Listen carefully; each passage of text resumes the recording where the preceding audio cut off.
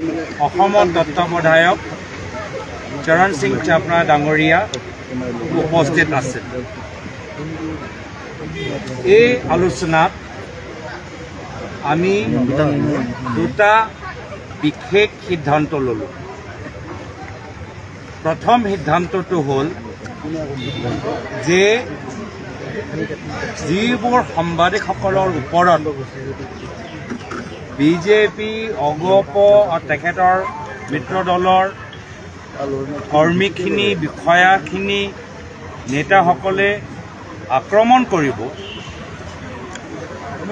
অপমানিত কৰিব, এই সাংবাদিকসকলৰ লগত কংগ্ৰেছ দল থিয় দিব।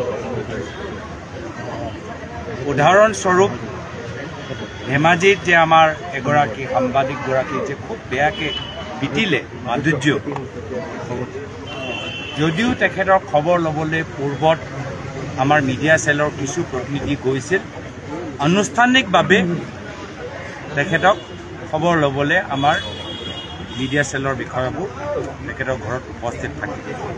লগতে গুৱাহাটীৰ কিছু সাংবাদিকসকলৰ ওপৰত মন্ত্ৰী জয়ন্ত মল্ল বৰুৱা ডাঙৰীয়া খুব বেয়া ধৰণে ব্যৱহাৰ কৰিলে।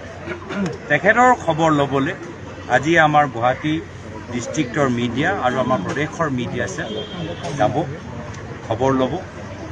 বিজেপি RSS যে আজি লোকতন্ত্ৰ আৰু সাংবাদিক জগতৰ ওপৰত, আমাৰ লোকতন্ত্ৰ চতুৰ্থ স্তম্ভৰ ওপৰত যে আক্ৰমণ চলাই আছে, সেই আক্ৰমণত আমি মিডিয়া আমাৰ সাংবাদিকসকলৰ লগত কংগ্ৰেছ দলে থিয় দিব। আমাৰো 15 বছৰ চৰকাৰ আছে, কিন্তু আমাৰ প্ৰয়াত তৰুণ গগৈদেৱৰ দিনত সাংবাদিকসকলৰ ওপৰত এনেধৰণৰ অন্যায় অত্যাচাৰ হোৱা নাছিল। সাংবাদিকসকলে আমাৰ সমালোচনা কৰিব পাৰে, আমাৰ পক্ষত সদায় যে ক'ব লাগেতো নহয়, কিন্তু সাংবাদিকসকলৰ স্বাধীনতা নিৰপেক্ষতা আমি বিজেপি হিমন্ত বিশ্ব শৰ্মা ডাঙৰীয়া তেখেতৰ মন্ত্ৰীসকলক কাঢ়ি লৈ যাবলৈ নিদিওঁ। দ্বিতীয় হ'ল যে আজি বিজেপি চৰকাৰ তেওঁলোকে কিছু বিশেষ অঞ্চলত উচ্ছেদৰ কাৰ্যসূচী তেওঁলোকে হাতত লৈছে। আজি আমি মিডিয়া চেলৰ